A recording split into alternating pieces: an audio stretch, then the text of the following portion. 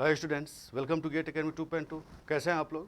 आज जो हम लोग डिस्कस करेंगे वो हार्मोनिक्स, ठीक है। थोड़ी देर का अभी करीब 15-20 मिनट का रहेगा क्लास। इसमें हम लोग क्या देखेंगे कि एक्चुअली में हार्मोनिक्स है क्या, ठीक है। ये कैसे जनरेट होता है, इसको हम लोग एलिमिनेट कैसे कर सकते हैं, ठीक है।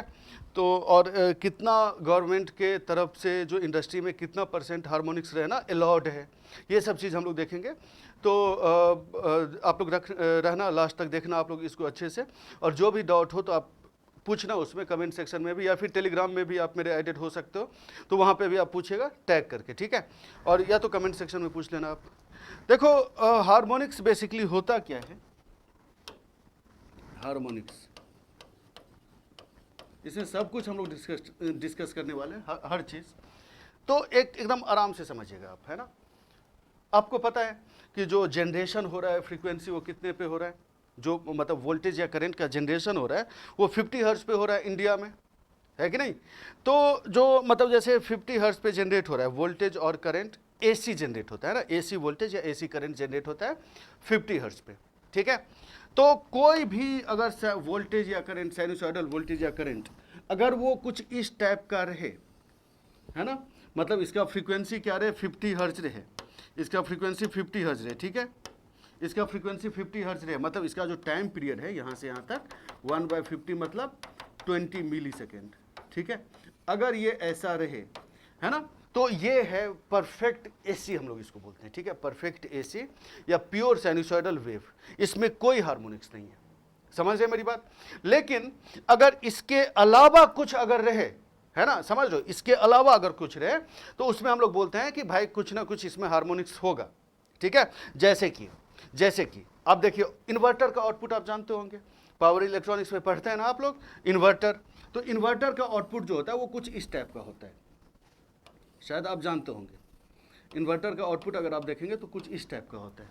इन्वर्टर क्या करता है भाई, तो इन्वर्टर डीसी को एसी में कन्वर्ट करता है, ठीक है।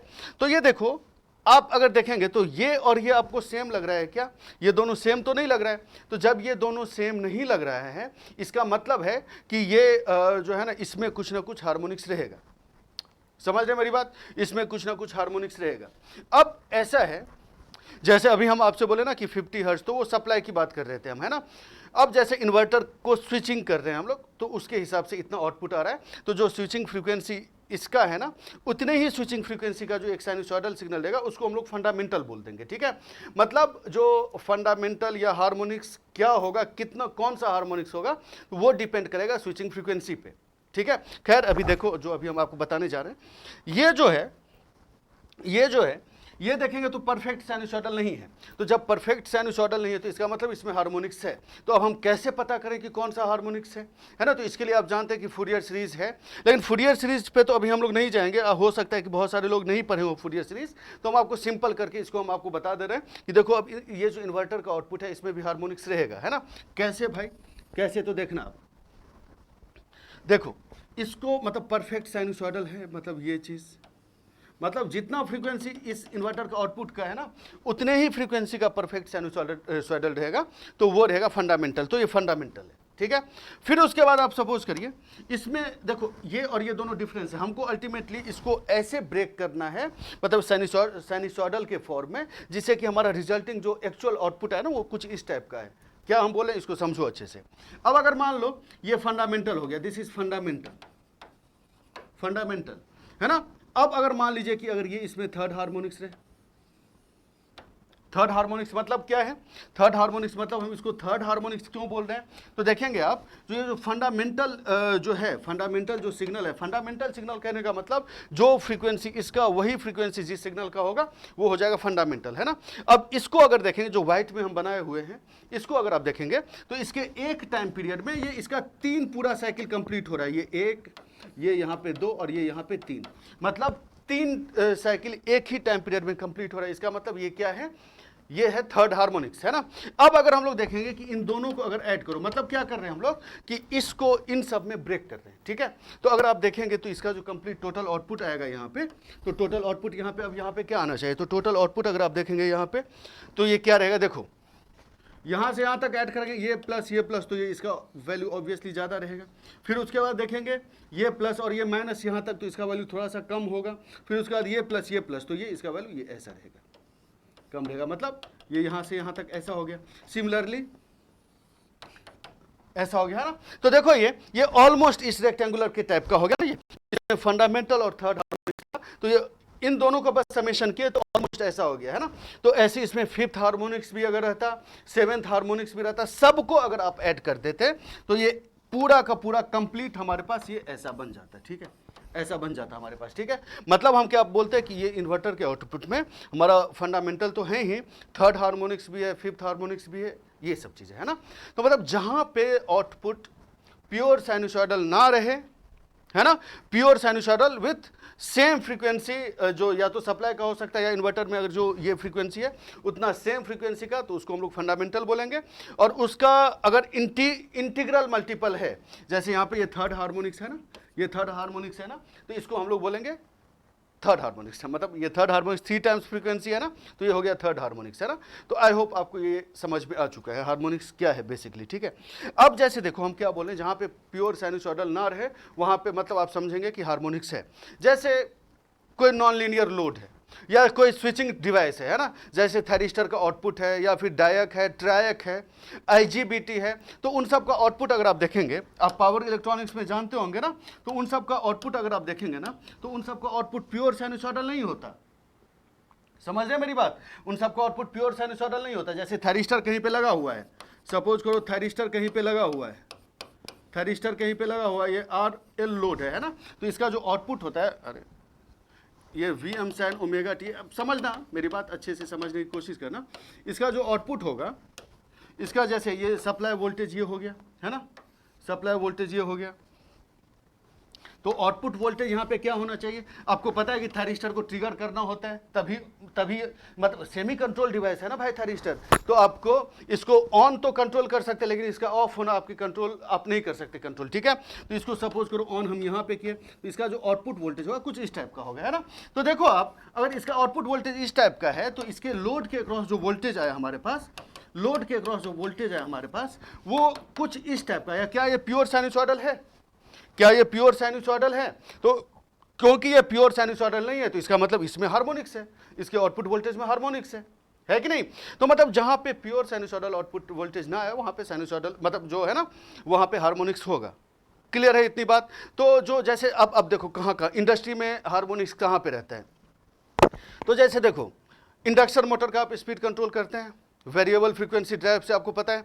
और वेरिएबल फ्रीक्वेंसी ड्राइव क्या होता है ये भी शायद जानते होंगे, उसमें आईजीबीटी रहता है, उसमें सेमी कंट्रोल डिवाइस रहता है कुछ। ठीक है, तो उसके वजह से उसमें हार्मोनिक्स आता है ना, उसके वजह से उसमें हार्मोनिक्स आता है, तो है ना। तो हर जगह कुछ ना कुछ हार्मोनिक्स रहता ही रहता है, क्योंकि आपको पता है पावर इलेक्ट्रॉनिक्स डिवाइस का यूज़ भी बहुत ज़्यादा है कि नहीं। तो मतलब हार्मोनिक्स रहेगा ही। अब ये है कि गवर्नमेंट कितना अलाउ करती है इंडस्ट्री को, जो हाँ चलो भाई इतना अगर हार्मोनिक्स रहेगा तो आपके इक्विपमेंट को कोई क्षति नहीं पहुंचेगा, है ना। तो 5 से 7% तक अगर हार्मोनिक्स है, इंडस्ट्री की बात कर रहे हैं हम, तो उसमें आपके इक्विपमेंट को कोई प्रॉब्लम नहीं होगी, बहुत ज़्यादा हीटअप नहीं होगा, है कि नहीं। तो 5 से 7 या कहीं कहीं 5 से 8% भी लिखा रहता है, इसको आप लोग नोट कर लीजिएगा, ये सब चीज़ पूछा जा सकता है कि नहीं। अब रही बात कि सर इन सब हार्मोनिक्स को हम इसको रिड्यूस कैसे करते हैं, तो 5 से 8% तक रहना अलाउड है, और बहुत ज़्यादा हार्मोनिक्स नहीं होता है, ठीक है। तो इसलिए जो है ना उतना केयर नहीं किया जाता है, जैसे डोमेस्टिक सबके यूज़ में देखेंगे ना आप, तो बहुत ज़्यादा हार्मोनिक्स नहीं रहता है कि नहीं। अब जैसे है, अगर हम लोगों को इसको रिड्यूस करना ही है, हार्मोनिक्स को रिड्यूस करना ही है, तो बहुत सारा चीज़ होता है। जैसे देखो कैसे कैसे रिड्यूस कर सकते हैं, आप लोग इंजीनियर हैं तो आप खुद भी समझ सकते हैं। देखो आप, जैसे आप देखो इसका फ्रीक्वेंसी सपोज करो 50 हर्ट्ज है, ठीक है, और इसका फ्रीक्वेंसी कितना है 150 हर्ट्ज है ना, 3 टाइम्स है ना। तो हम लोग कोई ऐसा फिल्टर लगा देंगे जो 50 हर्ट्ज तक ही जो सिग्नल है या वोल्टेज है उसको पास करेगा, कोई ऐसा फिल्टर लगा देंगे हम, तो इसको रिजेक्ट कर देगा, तो हार्मोनिक्स रहा ही नहीं फिर, है कि नहीं। समझ लो मेरी बात। तो आप या तो फिल्टर लगा दो, एक होता है फिर हार्मोनिक्स मतलब मिटिगेटिंग ट्रांसफार्मर, उसका भी यूज़ कर सकते हैं आप। एक होता है के फैक्टर ट्रांसफार्मर, उसका भी यूज़ कर सकते हैं हम लोग, लेकिन उसका यूज़ प्रैक्टिकली नहीं होता है डोमेस्टिक यूज़ सब में, है ना। तो वो सब चीज़ आपको याद रखने की ज़रूरत नहीं है। आप ये समझ सकते हैं कि भाई एक फ़िल्टर लगा के भी हम लोग जो है ना हार्मोनिक्स को रिड्यूस कर सकते हैं। आई बात समझ में, है कि नहीं। अब जैसे देखो और भी आपके मन में आएगा कि सर हम और कैसे इसको रिड्यूस करें। तो जैसे देखो एक सिंपल सा सर्किट आप देखिएगा, जैसे सपोज करो ये हमारे पास लोड है ना, और यहाँ पे जो है ये हम यहाँ जो करंट जा रहा है वो जा रहा है I1 sin omega 1t plus I3 sin 3 omega 1t, ठीक है, ऐसा जा रहा है, मतलब थर्ड हार्मोनिक्स भी है और फंडामेंटल भी है। अब अगर हम ऐसा करें, यहाँ पे एक L और C लगा दें, ठीक है, समझना आप क्या है ये, हम क्या बोल रहे हैं, यहाँ L और C आप लगा दीजिए, ठीक है, यहाँ पे ये क्या है J ओमेगा इंटू L और 1/J ओमेगा इंटू C, है ना। अब अगर ऐसा करें, इसको हम कुछ ओमेगा को ऐसा सेट कर लें कि omega is equal to 3 omega 1, omega is equal to 3 omega 1, है ना, एंड जे ओमेगा, मतलब जैसे ऐसा करना है 3 omega 1 into L is equal to 1/J into 3 omega 1 into C. तो इस केस में टोटल यहाँ पे जो इम्पिडेंस आ जाएगा वो कितना रहेगा, जे ओमेगा एल माइनस, इसको लिख सकते हैं ना J divided by omega C, 1/J omega C मतलब minus J divided by omega C, और ओमेगा इक्वल टू आपको पता है कि 3 ओमेगा 1 है, तो अल्टीमेटली इसको आप 3 omega 1 L minus J divided by 3 omega 1 into C कर सकते हैं। ये दोनों सेम है ना, तो मतलब ये जीरो हो गया, मतलब ये शॉर्ट सर्किट हो गया। मतलब कहने का ये हुआ यहाँ पे, मतलब सिंपल सा है कि जो थर्ड हार्मोनिक्स के लिए देखेंगे 3 ओमेगा 1 है ना, तो थर्ड हार्मोनिक्स के लिए अगर आप देखेंगे तो ये जो पाथ है ये शॉर्ट सर्किट है, ठीक है, थर्ड हार्मोनिक्स के लिए देखेंगे तो ये पाथ है शॉर्ट सर्किटेड, मतलब पूरा का पूरा थर्ड हार्मोनिक्स करंट इधर से ही आ जाएगा, ठीक है, इधर थर्ड हार्मोनिक्स जाएगा नहीं, फंडामेंटल इधर जाएगा लेकिन थर्ड हार्मोनिक्स इधर नहीं जाएगा। करेक्ट है ये चीज़। तो ये सब है, इसको जैसे आप बहुत सारे ऐसा कनेक्शन लगा के, अगर मान लो यहाँ पे थर्ड हार्मोनिक्स था तो बस एक यहाँ पे लगाए हो गया खत्म, है ना। अगर मान लो और भी सिक्स, मतलब अगर फिफ्थ सेवन्थ हार्मोनिक्स भी रहता तो अकॉर्डिंगली हम लोग को 7 omega 1 equal to 1/J into 7 omega 1 into C करना होता, तो कोई दूसरे फ्रीक्वेंसी वाला हम ये यहाँ पे इसको ऐसा लगा देते हैं ना। तो मतलब ये है कि बहुत सारे, अगर आपको हार्मोनिक्स को रिड्यूस करना होता तो बहुत सारा आपको ये लगाना पड़ता है, ठीक है, तो वो बहुत सारा मेरे हिसाब से बहुत ज़्यादा इकोनॉमिकल नहीं है, तो उतना केयर करने की ज़रूरत नहीं है कि सर हार्मोनिक्स को हम लोग को रिड्यूस कैसे करना है ना, क्योंकि घर में, हाउस होल्ड में, डोमेस्टिक यूज़ में या फिर इंडस्ट्री में भी इनफैक्ट 5 से 8% तक तो ऐसे ही अलाउड है ना, और उससे ज़्यादा हार्मोनिक्स होता भी नहीं है। आई होप आप लोग को इतना चीज़ समझ में आ गया हार्मोनिक्स के बारे में, है ना।